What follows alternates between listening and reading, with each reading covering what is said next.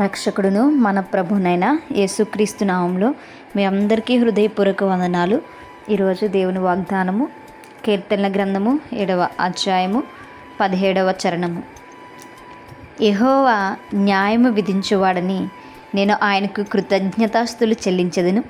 సర్వోన్నతుడైన యెహోవా నామమును కీర్తించెదను. హల్లెలూయా. మరి మనము నమ్ముతున్నటువంటి దేవునికి ఏ క్వాలిటీస్ ఉన్నాయంటే ఆయన న్యాయము విధించేటువంటి దేవుడు. హల్లెలూయా. మరి ఆయన న్యాయము జరిగించేటువంటి దేవుడు. ఆ న్యాయస్తుల్ని మరి న్యాయవంతులు అన్యాయస్తులుగా తీర్చేటువంటి దేవుడు ఏమాత్రం కూడా కాదు. మరి న్యాయవంతులుగా మరి మనం చేసినటువంటి పనికి తగిన ఫలితం ఇచ్చేటువంటి దేవుడు మనము విశ్వసిస్తున్నటువంటి దేవుడు. మరి ఈరోజు ఆ న్యాయం కోసం మనం కనుక ఆలోచించినట్లయితే లోకంలో న్యాయం అనేది కొన్ని చోట్లనే జరుగుతుంది, మిగతా చోట్ల అన్యాయమే. మరి ముఖ్యంగా పేదవారికి అయితే ఎల్లప్పుడూ అన్యాయమే జరుగుతుంది లోకంలో. అయితే దేవుడు అలా కాదు, కానీ దేవుడు న్యాయవంతులకి న్యాయము తీర్చేటువంటి దేవుడుగా ఉన్నాడు.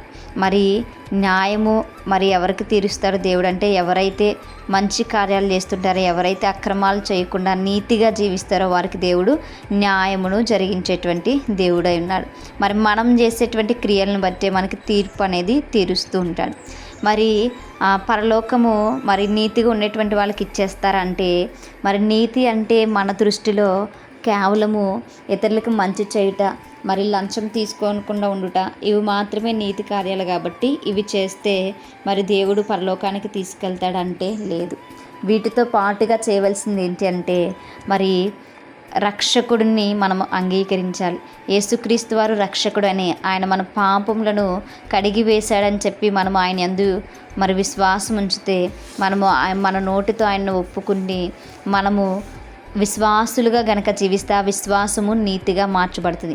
అప్పుడు మనకి దేవుడు తీర్పు తీర్చేటప్పుడు మనల్ని న్యాయవంతుల సభలో ఆయన నిలవబెడుతుంటాడు. మనకప్పుడు పరలోక రాజ్యం ఇస్తాడు.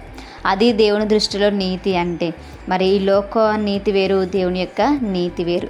కాబట్టి దేవుడు మనకు న్యాయముగా తీర్పు తీర్చేటువంటి దేవుడు. దేవుడు మనకు అన్యాయము చేసేటువంటి దేవుడు కాదు. కనుక మనము దేవునికి కృతజ్ఞతాస్తులు మనము చెల్లించాలి. ఆయన కేవలము లేనిటువంటి వారికి మాత్రమే దేవుడు కాదు. ఆయన కేవలం ఫలానా ఒక కులానికి, ఫలానా ఒక దేశానికి, ఫలానా ఒక రాష్ట్రానికి మాత్రము దేవుడు కాదు. ఆయన సర్వ యుగాలకు ఆయన దేవుడు, సర్వ మతాలకు దేవుడు, సర్వ ప్రజలకు, సర్వ జీవులకు ఆయన దేవుడు అయి ఉన్నాడు. కాబట్టి ఆయన నామాన్ని మనము కీర్తించేటువంటి వారంగా ఉండాలి. ఆయన ఘనపరిచేటువంటి వారంగా ఉండాలి. ఆయన సర్వోన్నతుడైనటువంటి దేవుడు, ఆయన ఉన్నతుడు, ఆయన సర్వోన్నతుడు. ఆయన లేనిటువంటి దేవుడు కాదు, లేని వాళ్ళు దేవుడు కాదు. లేదా అని అంటే ఆయన మరి అంటరాని వాళ్ళకి మాత్రమే దేవుడు కాదు, కానీ ఆయన ప్రపంచం అంతటికి దేవుడు. ఆయన గొప్ప దేవుడు, ఉన్నతమైనటువంటి దేవుడు. గనుక ఆయన నామాన్ని మనం స్తుతించి ఘనపరిచేటువంటి వారంగా ఉండాలి. ఆయన్ను సన్నుతించి ఆయన నామాన్ని మనం అందరం కూడా గొప్ప చేసేటువంటి వారముగా మనం ఉండాలి. ఏ పరిస్థితులు గుండా మనం వెళ్తున్నప్పటికీ కూడా, ఎక్కడ మనం ఉన్నప్పటికీ కూడా మనం పాడవలసినటువంటిది ఆయనకు స్తుతి, మనం చెల్లించవలసినటువంటిది కృతజ్ఞత. మనము ఆయన్ని హెచ్చించేటువంటి వారముగా ఉండాలి. అటువంటి కృప దేవుడు మన జీవితాల్లో మనందరికీ కూడా దయచేయునుగాక. ఆమేన్. ప్రార్థించుకుందాం. పరిశుద్ధుడా, మహాగణుడా, గొప్పవాడా యేసయ్యా, మీకు వందనాలు. ప్రభువా, మీకు స్తోత్రాలు అయా. మీ నామాన్ని సన్నిధించి స్తుతించడానికి మాకు ఇచ్చిన భాగ్యంను బట్టి మీకు వందనాలు. ప్రభువా, మీరు గొప్పవాడయ్యా, మీరు ఉన్నతమైనటువంటి వారు. ప్రభువా, మీకు వందనాలు. ప్రభువా నా తండ్రి, మీరు మా పట్ల న్యాయము జరిగించేటువంటి దేవుడు. ప్రభువా అయా తండ్రి, నీతిమంతుల సభలో మేము నిలబడాలి అని అంటే ప్రభువా అయా మా క్రియలు సరిగ్గా ఉండాలి. మా విశ్వాసం సరిగ్గా ఉన్నప్పుడు మాత్రమే ప్రభువా మేము నా తండ్రి నీతిమంతుల సభలో ఉంటాం. అటువంటి ధన్యతను మా అందరికీ దయచేయమని, ఈ యొక్క ప్రార్థన దయచేసి మీ పాద సన్నిధి చేర్చుకోమని యేసయ్య అతి పరిశుద్ధ నామంలో అతి మిక్కిలి వినయముగా బ్రతిమలాడి వేడుకొని పొంది ఉంచిన మా ప్రియ పరలోకపు మా కన్న తండ్రి. Amen. Praise the Lord everyone. May God bless you.